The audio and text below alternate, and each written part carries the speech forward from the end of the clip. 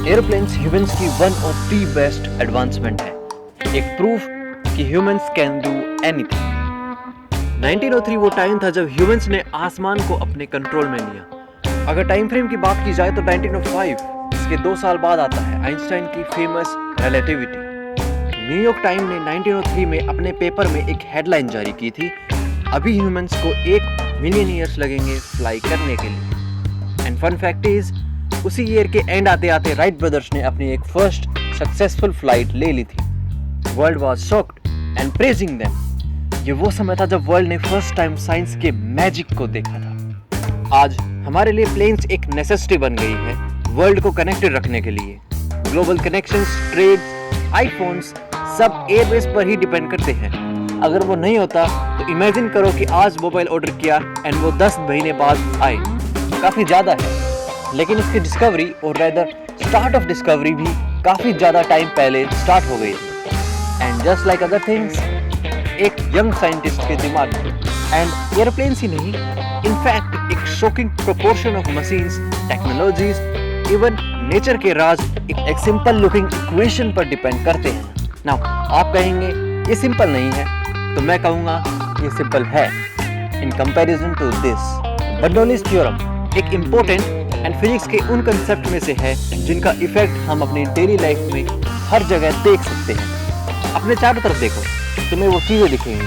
I mean, ये नहीं, fridge, water, pipes, motor, bike, almost all machines जो पानी से रिलेटेड हैं, उनमें बर्नौलीज थ्योरम यूज किया है। People are lazy, so is everything. बिना किसी रीजन के इंसान एंड मैटर कोई काम नहीं करता है।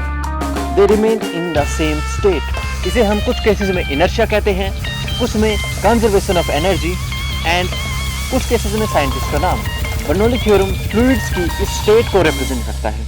एक आइसोलेटेड आइडियल स्पेस में कोई भी फ्लूइड जिस स्टेट में है उस स्टेट में ही रहेगा। And this is Bernoulli theorem at its finest. Fluid के अंदर की एनर्जी या फोर्स या प्रेशर का सम कांस्टेंट होता है and thus without any outer interference fluids के एवरी सेक्शन की प्रॉपर्टी एक दूसरे से कनेक्टेड होती है। This is also called Bernoulli's theorem. इसका मतलब है अगर हम एक लेंस लेकर उस फ्लूइड की एवरी एनर्जी कैलकुलेट करें तो उसे हम इस इक्वेशन में लिख सकते हैं। Pretty simple right? जस्ट सारी एनर्जी को ऐड कर दो। In this equation first 3 are most significant since ये सबसे ज्यादा एनर्जी को ऐड करते हैं। Other variables like drag, viscosity, skin friction and non ideal fluids ये हम इग्नोर कर सकते हैं क्योंकि हम फिजिसिस्ट हैं, इंजीनियर नहीं। So the equation turns out to be like this. 3 energy sum. Pressure energy यानी वाटर कितना प्रेशर डाल रहा है वोल्ट्स पर या किसी कॉकरोच पर जो इसके अंदर आ गया है। ग्रेविटेशनल पोटेंशियल एनर्जी सिंपली उसके अंदर कितना दम है अगर तुमने उसे रिलीज कर दिया।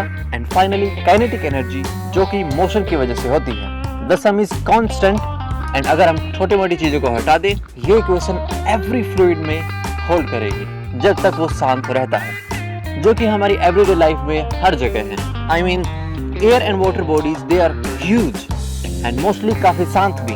द आउटर डिस्टर्बेंसेस मिनिमल होती हैं so they can be ignored. I mean come on, ऐसा थोड़ी ना है कि हम ह्यूमंस हर दिन लाखों tons of unwanted energy disturbance हवा या पानी में डालते रहते हैं, राइट? एंड इसीलिए ये इक्वेशन होल्ड करती है। नाउ फैसिनेटिंग बात ये नहीं है कि एनर्जी कांस्टेंट है, बल्कि अमेजिंग चीज है कि ये फैक्टर्स एक दूसरे में एनर्जी शेयर कर सकते हैं। And sharing is caring. इस शेयरिंग के कारण ही इसका यूज नेचर, मशीन्स, लाइफ में इतना ज्यादा है। स्टॉर्म्स भी इसी की वजह से होते हैं एंड एयरप्लेन्स का फ्लाई करना भी। यही कारण है कि हमारी ह्यूमन बॉडी का ब्लड प्रेशर मेंटेन रखना इतना इम्पोर्टेंट है या सुनामीज इतनी खतरनाक। So how is energy shared? इस फ्लूइड पाइप में देखते हैं ये 3 एनर्जी हर फ्लूइड के केस में एक रेशियो में होती है depending on various factors like height, speed and fluids nature. So what if हम इसे चेंज करें? वेल, इट्स इम्पॉसिबल अनलेस तीनों को चेंज किया जाए। अगर हम हाइट को चेंज करेंगे तो पोटेंशियल एनर्जी इंक्रीज होगी एंड इसी के कारण kinetic energy and the pressure energy को डिक्रीज करना पड़ेगा। सिमिलरली अगर हम काइनेटिक एनर्जी चेंज करते हैं देन सिंस पाइप की हाइट सेम है पोटेंशियल एनर्जी कांस्टेंट रहेगी एंड प्रेशर को चेंज होना होगा। Higher speed means lesser pressure and यही रीजन है स्टॉर्म्स इतने डेंजरस होते हैं। थंडरस्टॉर्म्स में विंड्स की स्पीड फास्ट होती है बट इस इंक्रीज्ड काइनेटिक एनर्जी होने के कारण प्रेशर को डिक्रीज होना पड़ता है एंड दस स्टॉर्म्स लो प्रेशर जोन होते हैं जिसके कारण वो हर चीज को अपनी तरफ अट्रैक्ट करते हैं एंड बन जाते हैं टोर्नेडो या साइक्लोन डिपेंडिंग ऑन वो पानी में है या फिर हवा में। शिप सकिंग मींस शिप का एक दूसरे की तरफ अट्रैक्शन। जब दो शिप्स नजदीक आते हैं उनका प्रोपेलर उनके बीच के वाटर को ज्यादा स्पीड से प्रोपेल करता है क्योंकि उनके बीच के पानी पर उन दोनों का इफेक्ट ऐड होता है एंड वो ज्यादा फास्ट मूव करता है which means pressure decrease and they feel traction. Rivers भी अपने डेप्थ के अकॉर्डिंग स्पीड चेंज करती है।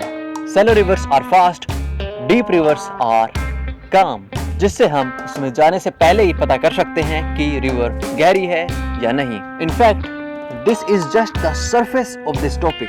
टाइड्स, एयरप्लेन्स, हेलीकॉप्टर्स, हाइड्रोलिक्स, हाँ list goes on. One concept, a beautiful equation जिन्होंने फाइनली ह्यूमंस को आसमान कंट्रोल करने की पावर दी। सो आखिर ये इक्वेशन आई कैसे? आखिर कैसे हमने इस नॉलेज को गेन किया? श्योरली बर्नौली ने की थी, राइट? सिंस उसका नाम ही इस थ्योरम के अंदर है। Well no, not Bernoulli but Bernoulli's. 18th century was century of change. Isaac Newton के बैंगर वर्क के साथ वर्ल्ड में एक साइंस का वायरस फैल गया था। सिंस उस समय एक्टर्स या मोबाइल फोन्स नहीं होते थे, लोग वर्ल्ड के बारे में जानकर अपना एंटरटेनमेंट करते थे एंड इन्हीं में आता है study of fluids. Air, water ये कैसे काम करते हैं हर साइंटिस्ट जानना चाहता था। इसी टाइम की स्टडी आगे चलकर one of the most important concept बना। बर्नौलीज प्रिंसिपल इसके सेंटर में आता है। बर्नौली ने 1738 में अपनी बुक हाइड्रोडायनामिका में अपने वर्क को शो किया।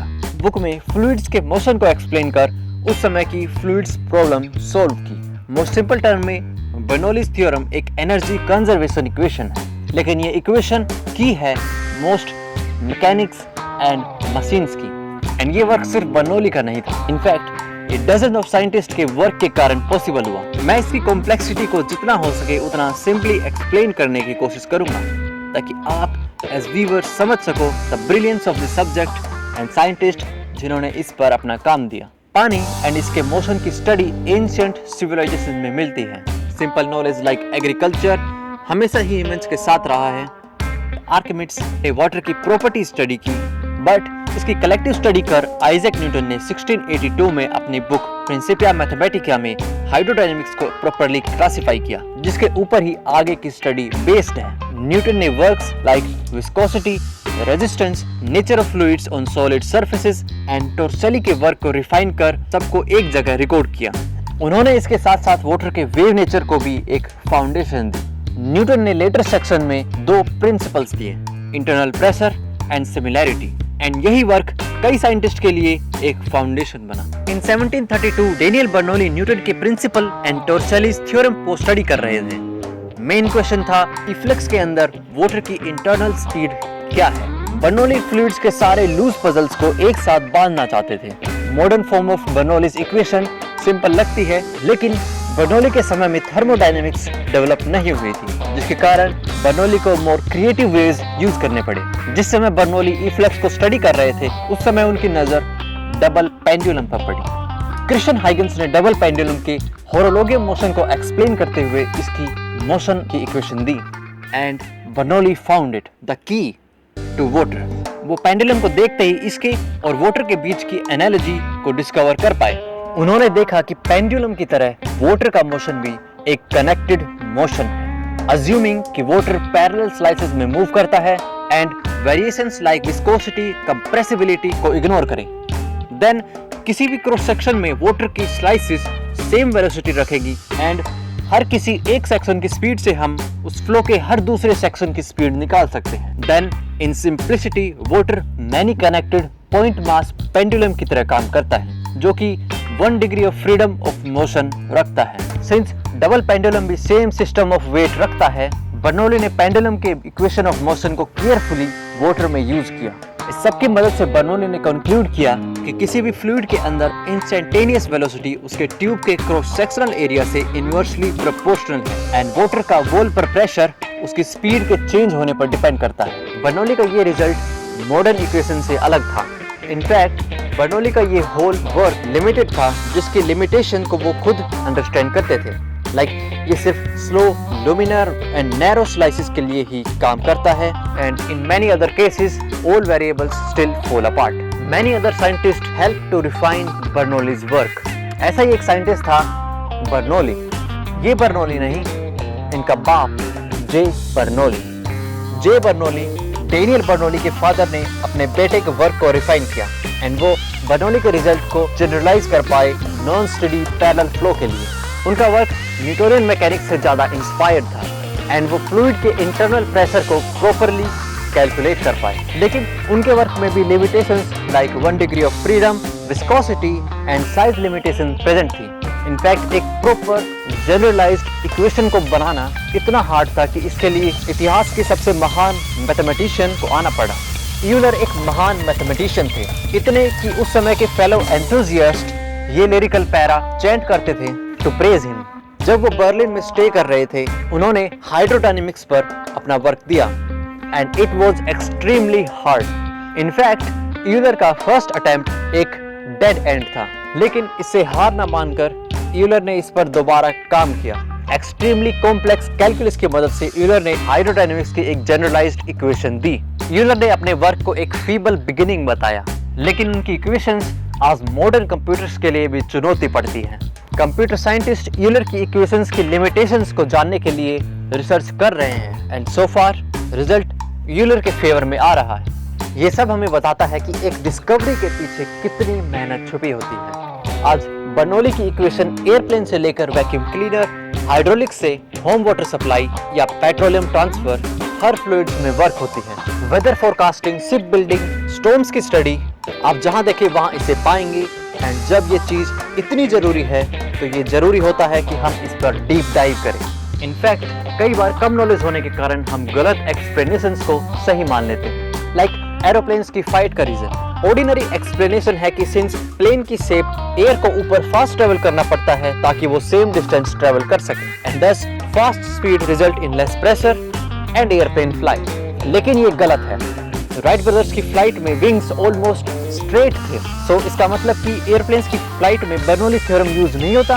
वेल, होता है, लेकिन फ्लाइट सिर्फ बर्नौली थ्योरम से ही नहीं मिलती है। इनफैक्ट अगर हम एयरप्लेन्स के सरफेस पर विंड्स की स्टडी करें तो हम पाएंगे कि अपर सरफेस पर एयर इवन फास्टर ट्रेवल करती है, एंड जिसके कारण वो लोअर एयर से काफी पहले पहुंचती है। इसका करेक्ट एक्सप्लेनेशन है एयरप्लेन्स का डाउनवर्ड टिल्ट। एयरप्लेन विंग्स नीचे की ओर होते हैं, जिससे मल्टीपल इफेक्ट्स लगते हैं, such as downward air airplane को हिट करती है, रिजल्टिंग इन अपर मोमेंटम। इस कोलिजन के कारण लोअर एयर फास्टली मूव करती है नीचे की तरफ। ये विंग्स के लोअर एंड पर लो प्रेशर बनाती है, and in return lower pressure wings के ऊपर बनता है, जिससे बर्नौली इफेक्ट की मदद से लिफ्ट मिलती है। साथ में अपर विंड का डाउनवर्ड मोशन के कारण प्लेन को एक अपर मोमेंटम मिलता है। इसमें इससे भी ज्यादा वेरिएबल्स आते हैं, like turbulence, drag, viscosity, compression, pressure. एक एक्सप्लेनेशन वेरी करती है अगर आप इसे किसी फिजिसिस्ट से पूछें या किसी इंजीनियर से, लेकिन at the end of the day we can fly. At least Wright brother did, and उन्होंने बता दिया कि प्रॉब्लम चाहे कितनी भी कॉम्प्लेक्स हो, humans are master of everything. In fact इसके सिर्फ 66 साल बाद हम मून पर पहुंच चुके थे। ह्यूमंस ने अमेजिंग एडवांसमेंट्स की है, जिसको अगर मैं बताना शुरू करूं तो ये वीडियो कभी खत्म ही नहीं होगी। So video will and now.